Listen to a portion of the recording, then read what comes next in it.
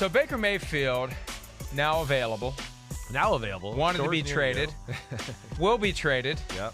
And I was poking around about this on Friday, and look, it's no secret that he was a pain in the ass for the Browns. We saw it publicly, and whatever you see publicly is probably a fraction of what they've dealt with privately. Right. And there's a belief that he needs to be humbled, that it can't be Carson Wentz 2021 where he lands in a place where he feels like he wins. He needs to go to a place where he feels like he's been humbled. He's been put in his place. He's going to get some of these issues ironed out a little bit. Although I still think that, if he goes to Detroit, not that there's any talk of that happening. I think his style would fit perfectly with what the Lions are trying to do. And there's a belief that Seattle would be perfect for him right now because they're developing kind of an us against the world vibe. I know he wants to go to Indianapolis, but I don't think Indianapolis wants to deal with him after dealing with Carson Wentz last year. They want a nice guy at quarterback. They don't want a guy that's going to be a problem in the locker room. Well, it's a risky. And unless he gets his wings clipped on the way through the door, and it would happen if, basically they have to give him away. If he gets traded to the Colts for a 6th or a 7th round pick. Right. Or if the Browns have to pay a big chunk of the salary, something like that. That's what I think would have to happen before the Colts would touch him, because the Colts want him walking through the door, I believe, with a little less piss and vinegar, frankly, than what he currently has. Right. Yeah, you give him a little more piss and vinegar if you trade away a first-round pick for him. He goes, well, it really wasn't that bad. I mean, they must like me a lot. Baker's going to be risky for a lot of the same reasons Carson Wentz will be. There's a perception out there. And, is the Indianapolis Colts going to be willing to take that chance with a guy that, as we've talked about, and it's out there. The Browns looked at him to be a little bit of a pain in the butt. There's no question, period. So, does the Colts want to take a chance on that type of guy with that narrative again for the second year in a row? And then, what you got to worry about is, we hope it works, but you got to also take into account if it doesn't work, and what's the worst case scenario, and the fact that if it doesn't work for the second year in a row, national media, your home base, your home fans, their media, they're all going to go, well, what do you expect? The guy did the same thing at the other place. You thought he was going to come here and be fixed, just like what happened with Carson Wentz. So that's where it's risky for the Colts, but there's also limited options out there, and they're a damn good football team that's on the cusp of, like we've talked about, breaking through. And they need the quarterback. And Baker Mayfield does have, potential like we've talked about. We've seen some of it. So we've seen it. It's tangible on the field. And that's going to be the tough decision. The Seattle one, Mike, is interesting. But these Colts, that's the one I really got my eye on to see what they do. But again, I think that they would want to be damn sure that they're not stepping into another Carson Wentz situation. What do you think realistically? I can't imagine anything higher than a mid-round pick going to Baker Mayfield and the Cleveland Browns right now. Last year, the contract, we know they want to get rid of him. They got to get rid of him. He might want a new contract if he plays good.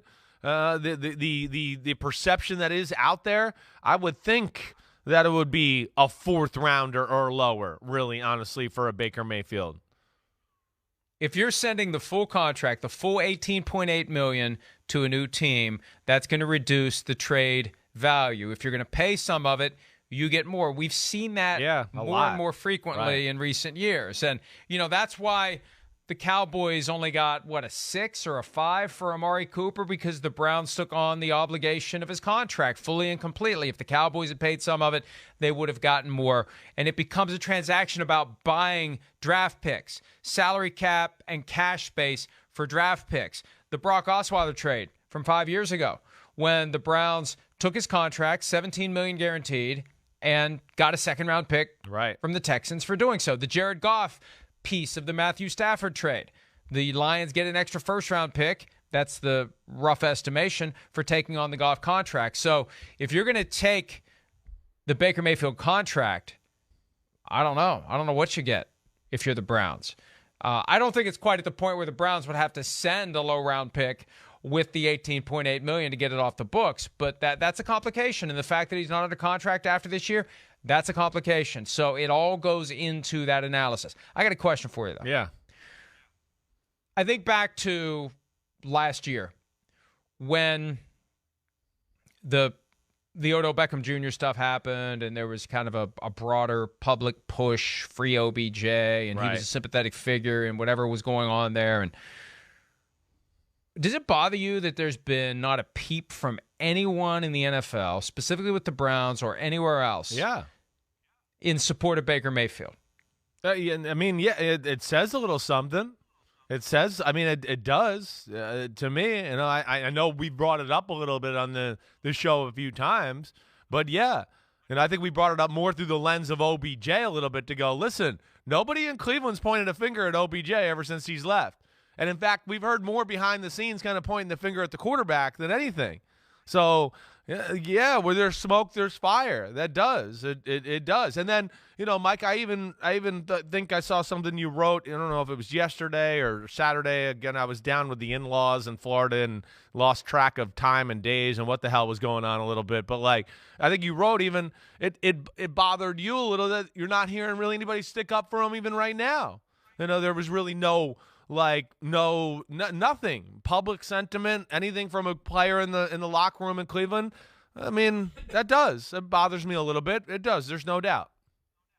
And I don't mean bothers from the standpoint of why aren't these guys taking Mayfield's side. It bothers you from the standpoint of they must not like the guy. That usually happens naturally. If they like the guy, they come out and you don't. It just happens. You don't need to go around. It's right, and they're not doing. No one's saying anything. No, usually it's man, we miss. We haven't seen anything. I haven't seen anything on social media about we'll miss you, Baker, and all that type of stuff. And man, they did my boy Baker wrong here with the Browns. What do we do? No, none of that. You're right. We're not seeing any of that. And again, not that I'm going to put 100% stock into that, but I do think it says something. Yes, and that's what's a little scary.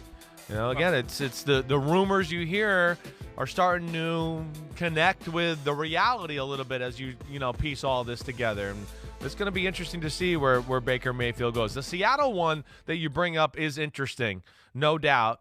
And then I just wonder, is Carolina going to be interested or willing? Because they got to be in desperation. You look at them. The New Orleans Saints, I wonder if they will get involved with any interest in Baker Mayfield. I know they talked about it wanting still Jameis Winston back, but Baker Mayfield is out there, and he's still got talent, and he has put it on film, more than one time in his career. But here's the intriguing contrast to me. In San Francisco, you constantly have had guys speak out in support of Jimmy Garoppolo. Yeah, right. Constantly. Right. Constantly. Yep. And I to the detriment of the team. Yeah, it's hurting the extent team. that it their threw angle, a wrench yeah. in their ability to move on to Trey Lance. They love Jimmy Garoppolo that much. Right. And maybe they should have read the room better. But the bottom line is they've been stuck, and that's not an issue in Cleveland. So when you think about, because it's proof that it happens. With some teams where the quarterback is beloved, it happens. The silence justifies saying there's something up with Baker Mayfield and his teammates. A little. I think so. And again, I've said that anytime you see this stuff flash publicly and you say, man, they got a problem with this guy, it's worse when the cameras and the microphones aren't on. Right. It's not going to be any better. It's only going to be worse. Right. 100%. You're just getting to see a snippet when a guy's behind the microphone and the camera, and usually guys know when they're trying to be on their best behavior in those situations. So, yeah, usually the player that is capable, and at least in my experience in the 8 years in the NFL and being around it my whole life with my dad, the guy that's capable of throwing a temper tantrum in front of the camera and microphone is usually very good at throwing a temper tantrum in the locker room or in front of the coaches or anything like that. So, yes, my history in the league and experience there would say, yeah, you're right, Mike, 100%. Someone explained this to me yesterday, and it made me think even more strongly about the Seahawks or the Lions. But the Seahawks make the most sense because they're not in a position where they're handcuffed by the bloated Jared Goff contract. But John Schneider, the GM of the team, his lineage goes back to the old Ron Wolf Green Bay Mafia. Yeah, right. And who was their centerpiece at quarterback? It was Brett Favre. And what personality traits do we see from Baker Mayfield that we saw from Brett Favre? I mean, there's some similarity there. There's some commonality and just kind of that gunslinger mentality and that, there is a charm to Baker Mayfield. Agreed. I'm not saying he's a complete and total ass. There's a charm. I mean, he was kind of a likable punk. We said that last week when he came into the NFL. And so the thinking is Schneider could be attracted to that. So could John Dorsey, who goes back to the Ron Wolf Green Bay Mafia and who drafted Baker Mayfield and who now works for the Lions. That's why I keep pushing this Lions thing. You got to wonder what they're doing behind the curtain in Detroit to say, you know what, Baker Mayfield really fits better with what we are trying to become than Jared Goff. How do we pull this off? And I won't be surprised if it happens. I mean, crazier stuff has happened in the past 4 days. It wouldn't be all that crazy for all of a sudden us to hear the Lions have acquired Baker Mayfield. I mean, first, Mayfield's got to be on board. Yeah, right. You don't want Mayfield if he doesn't want to be there. That's why the no-trade clause is overrated. You don't want a franchise quarterback who doesn't want to be with your franchise, whether he has a no-trade clause or not. Yeah. But that one just makes so much sense to me. And that's a place where Baker could walk through the door and his style would be praised. He would be the first quarterback. We talked about this last week. First quarterback in Detroit with swagger since Bobby Lane. Yeah. That's the way you get rid of the curse of Bobby Lane. You get yourself another Bobby Lane. Yeah. Get another guy from Texas. Get him up there. Baker Mayfield, no doubt, has positives for your franchise. Again, you're right. We've maybe had a lot of negative talk here. There's things we need to point out that are positive. His arm, his big-time arm, it's really powerful. Well, when he's on his game and mechanics are good, he can also throw it with power and fit it into tight windows. We just know at times it can be all over the place. He does have a presence on the field. He's one of those guys that just, hey, look, that's Baker Mayfield. Okay. He does bring a little bit of an edge to your team and an edginess there. I mean, there's no question. I mean, even this year, I can't remember what game it was. Banged up shoulder, hurt, gets knocked out of bounds, gets up, gets all crazy, points first down, even though he's, laid on the ground 3 times earlier in the game because he was in great pain. There is aspects to him where you go, well, we can build around that. We can. He is fearless. He's tough. So there's things he can bring to the table and bring something to your football team there too. I will say that there is, and I think it's just going to be about who's that team that's going to figure out and the price and all that. But the Seattle one does make a lot of sense, like you said. He seems like he would fit into that kind of environment as well. A little edgy, as long as they don't have to give up a whole lot to get him. Maybe go up there, Baker Mayfield. You play it out for the year. You see what goes. They both feel each other out, and they decide whether they want to be stuck with each other after that. But there is positives to Baker Mayfield being your quarterback. That's for sure. Hey, they got to do something. Drew Lock is not the answer. I'm sorry, but you can't pin your hopes to Drew Lock. If Pete Carroll is in any sort of hot water after last year and after trading Russell Wilson, you don't want to convince the boss to keep you around by making Drew Lock your quarterback and watch Drew Lock's on his way to be a Pro Bowler and a possible MVP candidate because he'll stay healthy all year and he'll play like he did in that game against the Texans in December of his rookie year. Hi, I'm Mike Tirico, and thanks for watching. Make sure to hit subscribe for the latest news and highlights from NBC Sports.